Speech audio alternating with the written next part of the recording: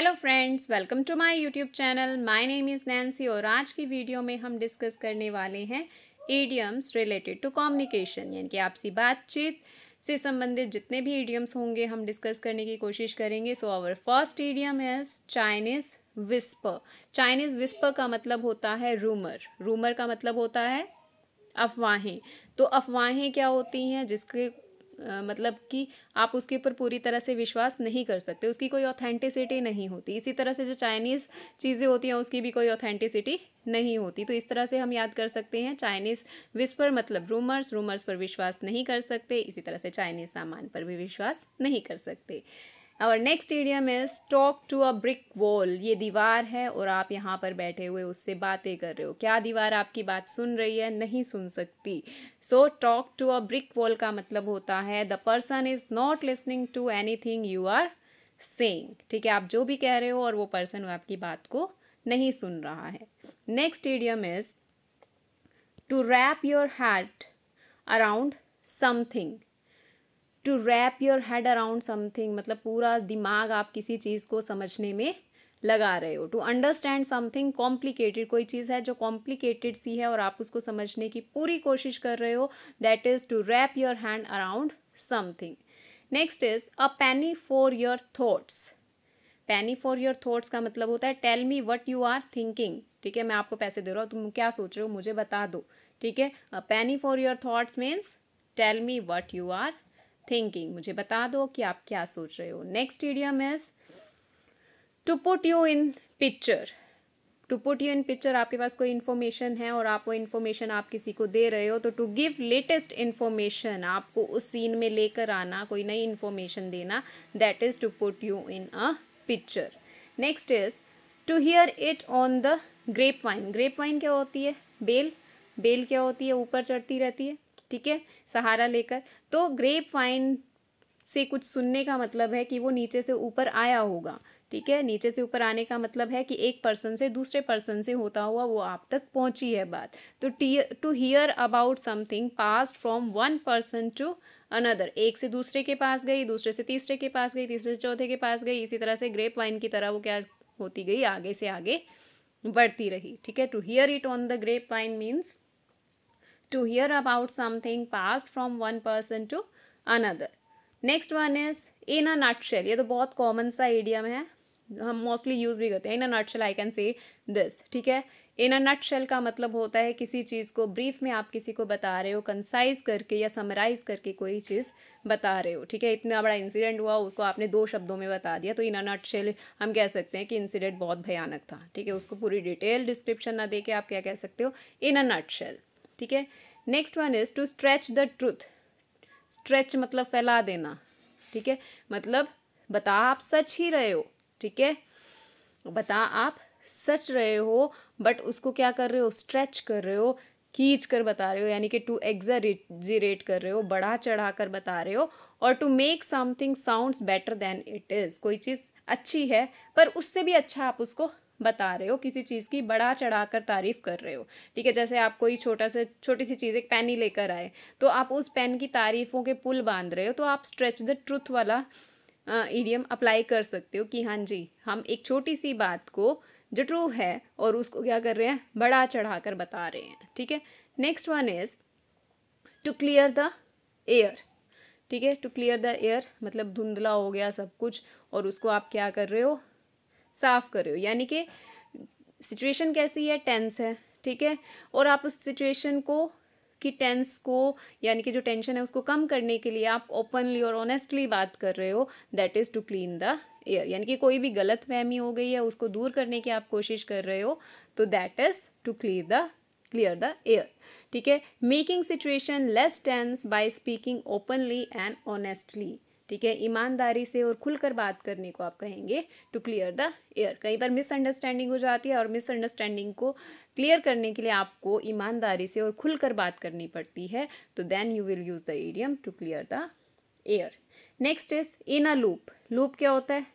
एक लड़ी। ठीक है, ऐसे लड़ी, तो यानी कि कोई इन्फॉर्मेशन है, कोई इंसिडेंट है और जिसके बारे में सिर्फ इतने लिमिटेड लोग जानते हैं। ठीक है, तो उन लिमिटेड लोगों को का एक ग्रुप सा बन जाता है, एक लूप सा बन जाता है।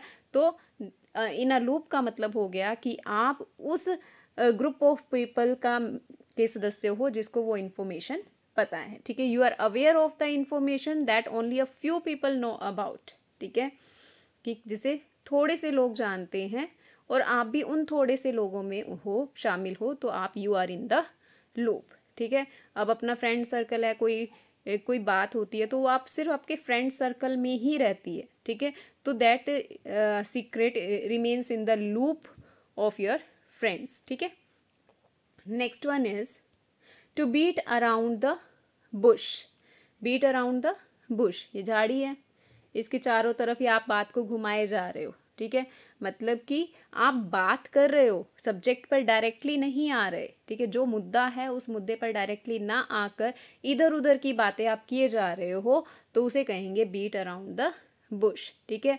जैसे कोई आता है पर्सन और इधर उधर की बातें करने लगता है, फिर आप इरिटेट होकर कहते हो don't beat around the bush, come to the point, main मुद्दे पर आओ भाई, इधर उधर की मत हाँको, ठीक है। तो delay in talking about the subject directly, जो आपका मेन टॉपिक है, मेन इशू है, उस पर बात नहीं कर रहे, उस बात पर आने से पहले आप इधर उधर की बातें सुनाए जा रहे हो, तो बीट अराउंड द बुश।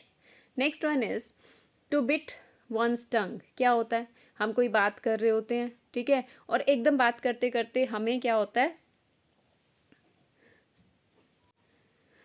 तो आप मतलब मेन मुद्दे की बात, सॉरी एक सेकेंड, हाँ, टू बाइट वंस टंग का मतलब होता है टू से, यहाँ पर ये रॉन्ग मिस्टेक हो गई, stop saying something that will get you in trouble. कोई चीज़, कोई बात कर रहे हो आप बात फ्लो में कुछ ऐसी बात बोलने वाले हो कि जो आपको मुसीबत में डाल सकती है, और एकदम से आप अपनी मतलब बात को रोक लेते हो, तो उसको हम कहेंगे टू बाइट वंस टंग। और तेरे की ऐसे करके आप कहते हो क्या कि हाँ मैं गलती से ये बोलने वाला था, and you stop saying that. तो stop saying something that will likely to get you in trouble, ठीक है। Next one is to see which way the wind is blowing, कि हवा का रुख कौन सा है। हवा का रुख कौन सा है मतलब आप कोई भी एक्शन लेने वाले हो, कोई भी काम करने वाले या कुछ कहने ही वाले हो, तो आप पहले देखते हो सिचुएशन की कैसी है और उस अकॉर्डिंग आप एक्शन लेते हो, ठीक है। To try to discover information about a situation before taking action. तो आप देख रहे हो कि हवा का रुख कौन सा है और आप उसी रुख में ट्रैवल करते हैं। यानी कि अगर मान लो आप समुद्री यात्रा पर हो, आप पहले हवा का रुख देखोगे कि हवा किस डायरेक्शन में जा रही है, हमारी बोट उधर ही सेल हो सकती है या नहीं, तभी आप जाओगे, ठीक है। तो इसी तरह से आप कोई एक्शन करने वाले हो और आप देख रहे हो कि फेवरेबल कंडीशंस हैं भी या नहीं। अगर फेवरेबल कंडीशंस हैं तभी आप वो एक्शन करोगे। तो सबसे पहले आप किसी भी एक्शन को शुरू करने से पहले उसके बारे में इंफॉर्मेशन कलेक्ट करते हो, तो उसे कहा जाता है to see which way the wind is blowing. Next is to play devil's advocate.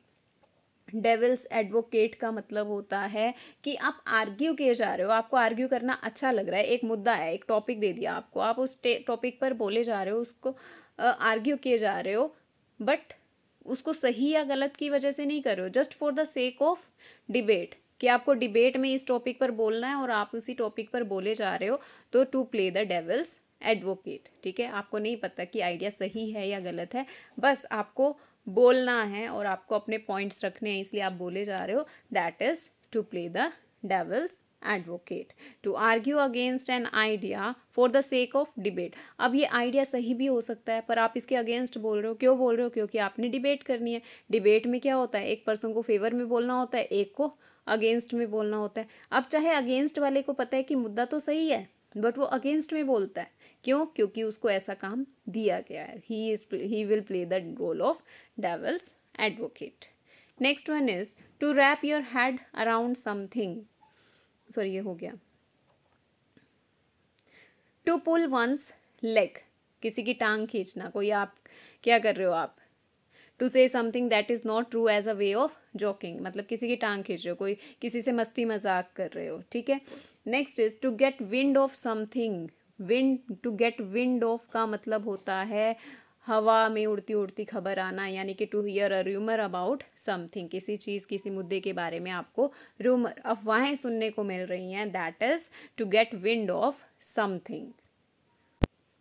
Next one is to break the ice. Break the ice मतलब शांति है चारों ओर, ठीक है, और आप उस शांति को तोड़ने के लिए बात करना शुरू करते हो, तो इट मीन्स आप कन्वर्सेशन स्टार्ट कर रहे हो, to get the conversation started, ठीक है। आपका ग्रुप आ गया, फ्रेंड्स आ गए, सभी पर आ गए, सभी क्या कर रहे हैं, बैठे हुए हैं, और आप एकदम से किसी मुद्दे को लेकर आते हो और बात करना शुरू करते हो, तो टू ब्रेक द आइस।